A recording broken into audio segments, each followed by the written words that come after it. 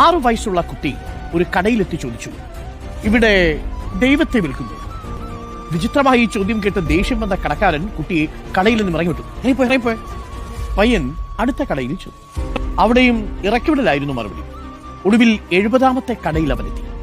ചേട്ടാ, സഹായിക്കണം, ഇവിടെ ദൈവത്തെ വിൽക്കുന്നുണ്ടോ? ദയനീയതയോടെ അവൻ ചോദിച്ചു.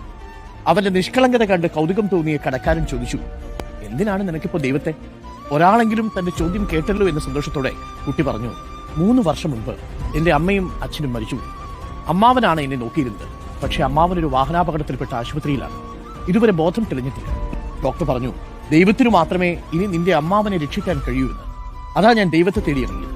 കടക്കാരൻ ചോദിച്ചു, നിന്റെ കയ്യിൽ എത്ര രൂപയുണ്ട്? അവൻ 50 രൂപയുടെ നോട്ട് നീട്ടി. ദൈവത്തിന് കൃത്യം ആ വിലയെ വരൂ. ഇത് പറഞ്ഞിട്ട് ഒരു ചെറിയ കുപ്പിയിൽ കുറച്ച് തേൻ കുട്ടിക്ക് നൽകി. എന്നിട്ട് പറഞ്ഞു, ഇതാണ് ദൈവം, ഇത് നിന്റെ അമ്മാവന് കൊടുക്കണം.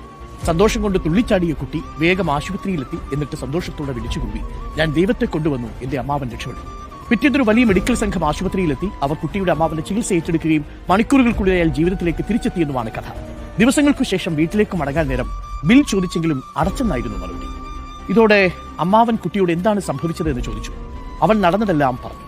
അങ്ങനെ ദൈവത്തെ തന്നുവിട്ട മനുഷ്യനെ തേടി ഇരുവരും പോയി. ആ നാട്ടിലെ ഏറ്റവും വലിയ പണക്കാരനായിരുന്നു അത്.